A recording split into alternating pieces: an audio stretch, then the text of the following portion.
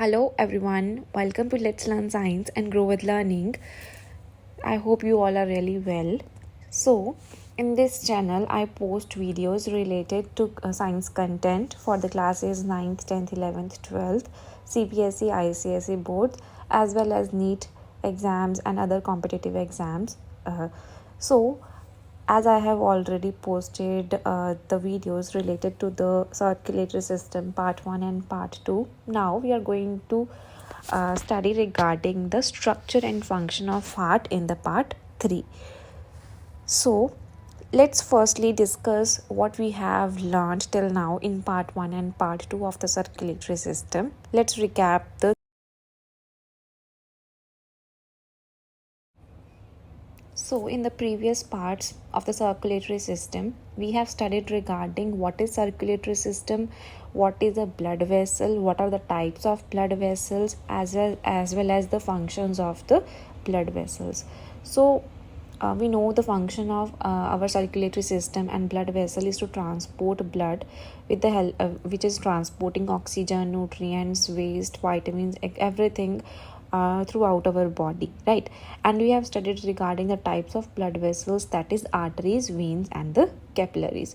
So now in today's video we are going to study regarding the heart, the structure of the heart, the external and internal structure of the heart, as well as the functioning of the heart. So stay tuned and watch the video till the end. Let's start with the heart. Now, what is heart? It is a pumping system or a pumping organ that is transporting blood throughout the body, right?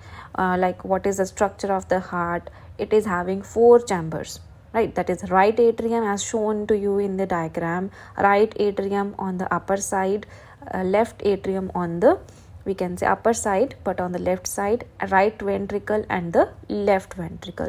So these are the 4 chambers of our heart. Now this heart, where it is located, like what is its location? It is a muscular organ and it is located in the chest cavity. We also call it as a thoracic cavity, and it is present between the 2 lungs. Our lungs are also present in the thoracic cavity, right? So it is present between the lungs and slightly tilted more towards the left lung. इसीलिए जो left lung होता है उसका size थोड़ा छोटा होता है. We say that left lung is comparatively smaller in size than the right lung. अभी जो हार्ट की मसल्स होती हैं, we call those muscles as the cardiac muscles. तो कार्डियक वर्ड हम यूज़ करते हैं हार्ट के लिए.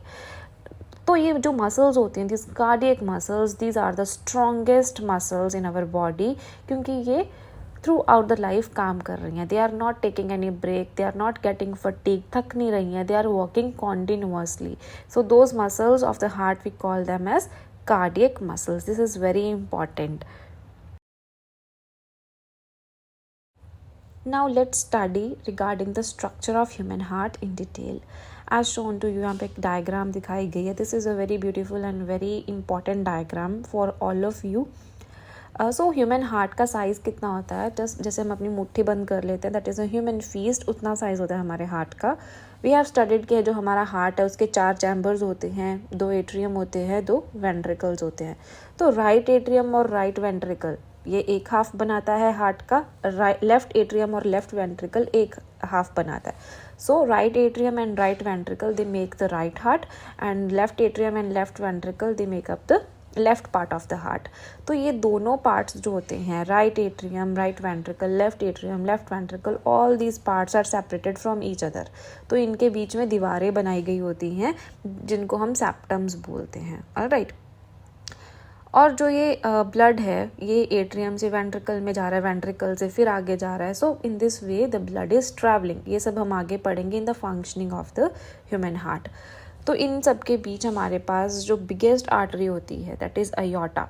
सो वो भी हमारे पास हार्ट में प्रेजेंट होती है. That is the biggest artery of human body, that is the aorta. This is very very important. This aorta is the biggest and largest artery in the human body.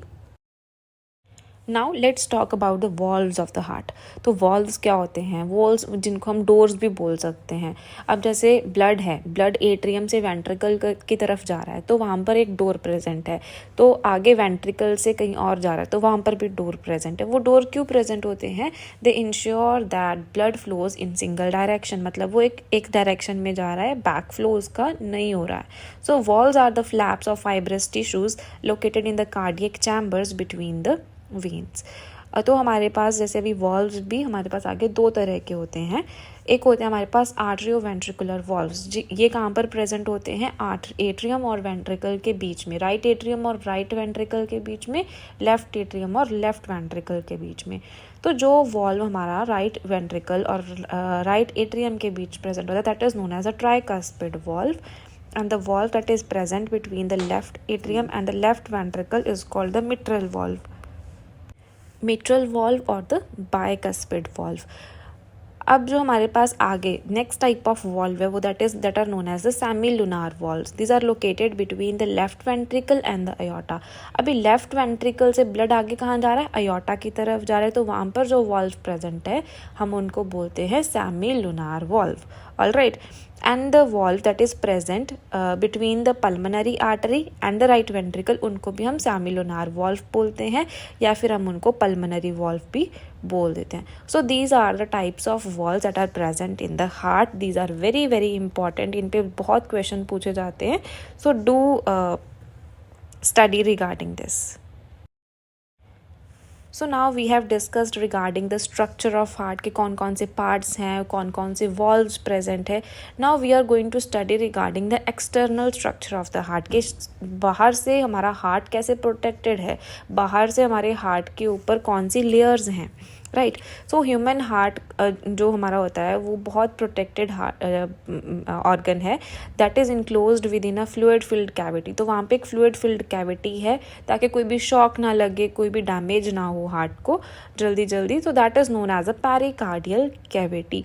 अब जो ये pericardial cavity है it is made up of a membrane जिसको हम बोलते हैं pericardium. So this is very important, the pericardium, as you can see in the diagram as well, the heart wall, right? The pericardium अब आगे हमारे पास two layers में divided है। एक होती है हमारे पास पैराइटल पेरिकार्डियम जो आप देख सकते हो यहाँ पे hexagonal cells, corn like cells बने हुए हैं। So this is fibrous in nature. एक होती है विसरल पेरिकार्डियम। विसरल पेरिकार्डियम जो हमारी होती है this is we can say serous in nature, or we can say it is secreting some fluid that is filling the pericardial cavity. Next हमारे पास आगे इसके आगे layers होती हैं, that pericardium is having different layers, that is as shown the endocardium, the myocardium, the epicardium. This we are going to study in the next slide. So here as you can see the heart wall, it is made up of three layers, as here in the diagram also it is shown. Epicardium, this is the outermost layer that is composed of thin membrane. It serves to lubricate, ये lubricate कर रही है। So visceral pericardium को ही हम epicardium बोल देते हैं। Alright, this is present on the outer section of the heart wall. अब आता है myocardium. Myocardium that means middle layer. Okay, so ये मसल टिश्यू की बनी होती है, as you can see here as well. ये थिकनेस प्रोवाइड करते हैं, it is very thick and it is responsible for maintaining the pumping action. Pumping action को maintain रखने के लिए कौन सी होती है हमारे पास? मायोकार्डियम होती है। Next is endocardium. So this is the inner most layer, right, that is lining the heart chambers and the heart valves as well. So these are regarding the structure of the heart wall, the external structure and everything. This is very important as well. Now let's talk about the functioning of the heart. That is very important part. So we are going to study regarding the functioning of heart stepwise. So firstly, blood हमारे पास कहाँ आता है? Right atrium में आता है. So first point, blood is entering in the right atrium. तो right atrium में जो ब्लड आ रहा है that is deoxygenated blood. As you can see यहाँ पे मेंशन भी है, the right atrium receives blood carrying carbon dioxide और डीऑक्सीजनेटेड ब्लड. और कहाँ से ले रहा है वो? इंफीरियर वीना कावा एंड सुपीरियर वीना कावा. जो सुपीरियर वीना कावा है वो अपर बॉडी पार्ट से ब्लड को लेकर आ रही है, इंफीरियर वीना कावा जो लोअर बॉडी पार्ट से ब्लड को लेकर आ रही है. So we can say right atrium is receiving deoxygenated blood. और वो ब्लड को आगे कहाँ ट्रांसपोर्ट कर रही है? To the right ventricle. So जो ये राइट वेंट्रिकल है it is receiving the deoxygenated blood from right atrium, और जो राइट वेंट्रिकल है आगे वो कहाँ पर ट्रांसपोर्ट कर रहा है ब्लड को, टू द लंग्स। लंग्स तक क्यों भेज रहा है, ताकि वहाँ पर जाकर फिर से वो जो हमारे पास कार्बन डाइऑक्साइड रिच ब्लड है उसकी ऑक्सीजनेशन हो जाए, राइट। तो वो ब्लड राइट वेंट्रिकल से लंग्स तक कैसे जा रहा है, through pulmonary artery. So we can say pulmonary artery is the only artery that is carrying the deoxygenated blood or the blood rich in carbon dioxide. वैसे हमने क्या पढ़ा था कि arteries हमेशा oxygenated blood carry करती है, right? We have studied regarding this, but exception is always there, right? So pulmonary artery is the only artery that is carrying blood rich in carbon dioxide or deoxygenated blood. So this is one cycle for the functioning of the heart. I hope it is clear to everyone. Next now the blood from the lungs. अब blood जो है lungs में जाकर oxygenate हो चुका है, right. तो वो blood अब हमारे पास कहाँ आ रहा है, लेफ्ट एट्रियम में। So the oxygen rich blood और ऑक्सीजनेटेड ब्लड अब कहाँ एंटर कर रहा है, लेफ्ट एट्रियम में।